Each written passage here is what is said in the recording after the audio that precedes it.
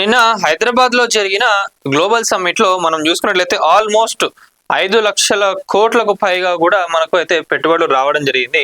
మరి దాని గురించి ఒకసారి ఏమొచ్చింది న్యూస్ అనేది ఒకసారి చూసేద్దాం. డే 1 ఏదైతే ఉందో దానికన్నా ఎక్కువ ఎంఓయూలు కూడా డే 2 రోజు ఒప్పందాలు అవన్నీ కూడా జరిగినాయి. హైదరాబాద్ ఫ్యూచర్ సిటీకి పెట్టుబడుల వరద 5.75 లక్షల కోట్ల పెట్టుబడులు కూడా మొత్తం రావడం జరిగింది.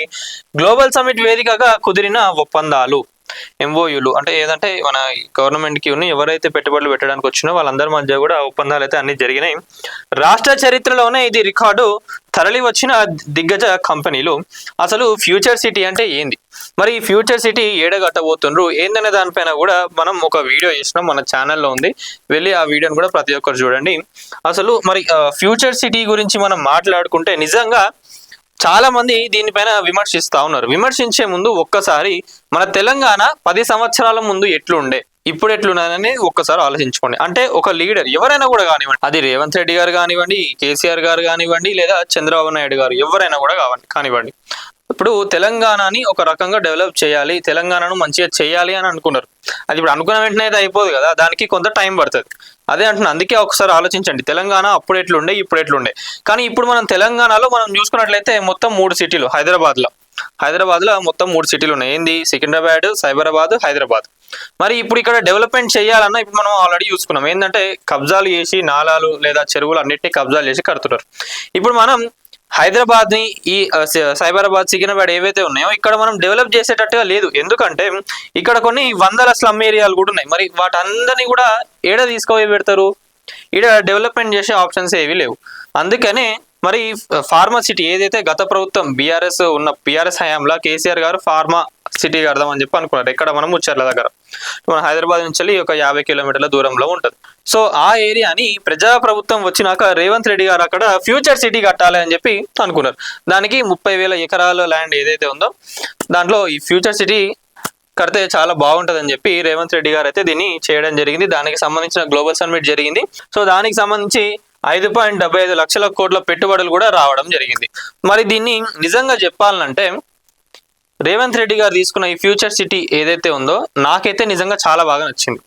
అందరూ ఏంటంటే విమర్శలు చేస్తున్నారు, ఇది ఒక పెద్ద స్కామ్, అసలు ఫ్యూచర్ సిటీ కట్టడానికి ఏమున్నది అది ఇది అని అంటున్నారు. కానీ ఈ రోజు యావత్ ప్రపంచంలో ఉన్న ప్రతి ఒక్కరు దిగ్గజ కంపెనీలు కానివ్వండి, పెద్ద పెద్ద వాళ్ళందరూ కూడా ఈ రోజు తెలంగాణ వైపు వాళ్ళ కన్ను మళ్ళింది. ప్రతి ఒక్కరికి కూడా తెలంగాణలో ఒక కొత్త సిటీ రాబోతుంది. అది కూడా మళ్ళా ఇక మనకు పొల్యూషన్ అంటూ ఏది కూడా ఏమేమి ఉండవు, ఇక మొత్తం 0 కార్బన్ తోని ఆ సిటీని కూడా బిల్డ్ చేయకపోతున్నారు. మరి దానికి సంబంధించి వీళ్ళు జోన్స్ లో కూడా డివైడ్ చేసుకున్నారు. ఏఐ సిటీ అని, ఎంటర్టైన్మెంట్ అని, ఇంకా రెసిడెన్షియల్ పర్పస్ కానివ్వండి, ఇంకా అన్ని మొత్తానికి ఇంకా స్పోర్ట్స్ సిటీ, హెల్త్ సిటీ అని చెప్పి మొత్తం ఓవరాల్ గా ఒక 8 జోన్స్ గా వీళ్ళు డివైడ్ చేసుకొని దీన్ని అయితే చేయబోతున్నారు. సో అదే ఎప్పటికీ 2024 నాటికి పేదరికం లేని రాష్ట్రంగా హైదరాబాద్ ని, తెలంగాణను కూడా చేస్తామని చెప్పి రేవంత్ రెడ్డి గారు చెప్పడం జరిగింది.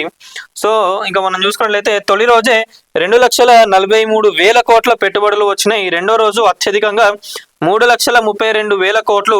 ఒక్క ఇన్ఫ్రాకి నుంచి 70,000 కోట్లు. డేటా పార్క్, విద్యుత్ రంగంలోనే దాదాపు 3 లక్షల కోట్లు వచ్చినాయని చెప్పి చెప్తా ఉన్నారు. పర్యాటకం, ఫార్మా, ఫుడ్ ప్రాసెసింగ్, క్రీడా రంగాల్లోనూ భారీ ప్రాజెక్టులు. ఇంకోటి ఏంటంటే ఫిలిం సిటీ ఏదైతే ఉందో అక్కడ కూడా ఒకటి పెద్దగా మంచిగా ఇక ఫుల్ గా ఇక ఫ్యూచర్ కి కూడా ఇంకా హై టెక్నాలజీతోని కూడా ఒక పెద్ద ఫిలిం సిటీ కూడా వీళ్ళు కట్టబోతున్నారు. మరి అదే అంటున్నా, దీనివల్ల ఏమవుతుంది అంటే ఆల్మోస్ట్ కొన్ని లక్షల మందికి కూడా ఉపాధి కలిగే అవకాశం ఉంటది. అందుకే ఇప్పుడు ఎవరైతే జాబులు లేవు, ఇంకా మనం చూసినట్లయితే సాఫ్ట్వేర్ కి కూడా చాలా ప్రాబ్లం అయిపోతుంది ఏఐ వల్ల. హైదరాబాద్ లో ఏఐ అంటే మన రాష్ట్రంలో నుంచెల్లే, మన తెలంగాణ నుంచెల్లే ఏఐని మనమే క్రియేట్ చేసే విధంగా ఈ రోజు ఈ సిటీ కూడా వీళ్ళు నిర్మించబోతున్నారు. మరి ఈ ప్లాన్స్ ఏదైతే ఉందో ఒక సిటీని మనం డెవలప్ చేయాలి అని అనుకుంటే స్క్రాప్ నుంచి వెళ్ళి చేస్తేనే అది డెవలప్ అవుతుంది. లేదు ఇప్పుడు ఉన్న దాన్నే మీరు అక్కడ అన్ని కూలగొట్టి చేయాలంటే అది కాని పని. కాబట్టి ఈ ఏరియా ఏదైతే ముచ్చర్లలో ఆ 30,000 ఎకరాలు ఉందో అక్కడ ఫ్యూచర్ సిటీ కడదామని చెప్పి ఆలోచిస్తున్నారు.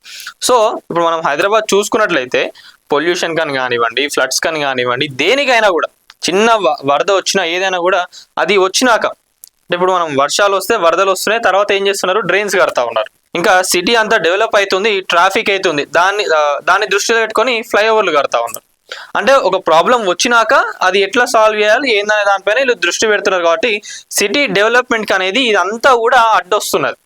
అందుకే ఒక సిటీని అసలు స్క్రాప్ నుంచి వెళ్ళి బిల్డ్ చేసి మన ఫ్యూచర్ జనరేషన్స్ అందరినీ కూడా దృష్టిలో పెట్టుకొని మన పిల్లలు మన మనవాళ్ళు ఎవరైతే ఉన్నారో వాళ్ళందరికీ కూడా ఇట్లాంటి ప్రాబ్లమ్స్ లేకుండా ట్రాఫిక్ కానివ్వండి, పొల్యూషన్ కానివ్వండి, ఇంకా ఈ ఫ్లడ్స్ నుంచి ఇవన్నిటి నుంచి కూడా దూరంగా ఉండేటట్టుగా ఒక మంచి సిటీని మనం ఏర్పాటు చేసుకుందాం అన్న ఒక ఆలోచనతోని ఫ్యూచర్ సిటీని అయితే తీసుకురావడం జరిగింది. సో దానికి సంబంధించి నిన్న గ్లోబల్ సమ్మిట్ లో 2 రోజులు పెట్టిండ్రు. ఈ ఒప్పందాలన్నీ జరిగినాయి. ఇంకా పేదరికం లేని రాష్ట్రం చేస్తా అని చెప్పి రేవంత్ రెడ్డి గారు చెప్తా ఉన్నారు.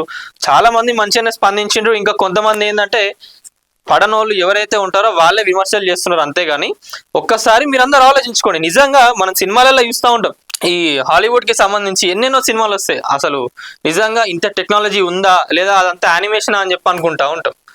అదే మన తెలంగాణలో అట్లా జరిగితే ఫ్యూచర్ సిటీ వస్తే ఎంత బాగుంటుంది అనేది ఒక్కసారి ఆలోచించుకోండి.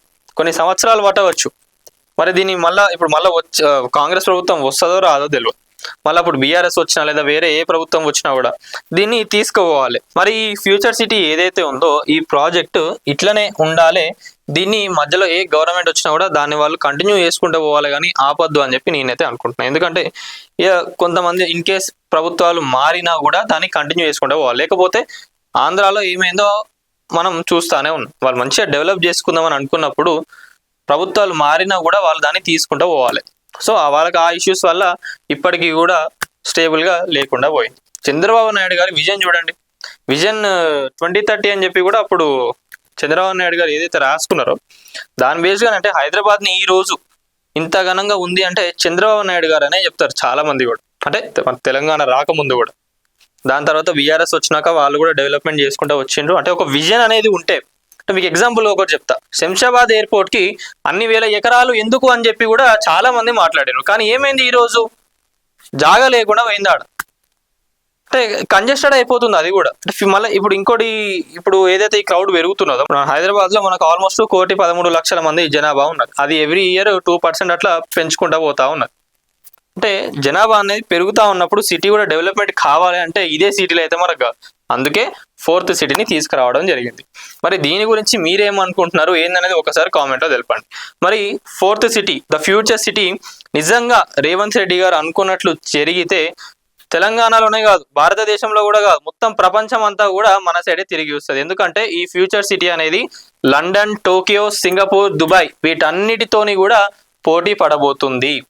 ఇది నిజంగా ఒక మంచి ఆలోచన. ఇది ఇట్లనే సాగాలి. ఏ ప్రభుత్వం వచ్చినా కూడా దీన్ని కరెక్ట్ గా తీసుకుపోతే మన తెలంగాణకు ఇక ఎవరు ఆపేటోళ్ళు కూడా ఉండరు. మొత్తం ప్రపంచం అంతా కూడా తెలంగాణ, హైదరాబాద్ గురించి మాట్లాడుకుంటారు. మరి దీనిపైన మీరేమనుకుంటున్నారు ఏంటనేది ఒకసారి మీ కామెంట్లో తెలపండి. వీడియో చూస్తున్న వాళ్ళు ఎవరైతే ఉన్నారో ప్రతి ఒక్కరు వీడియోని లైక్ చేయండి, షేర్ చేయండి, కామెంట్ చేయండి. అటనే ఛానల్ని సబ్స్క్రైబ్ చేసుకోండి. Thank you.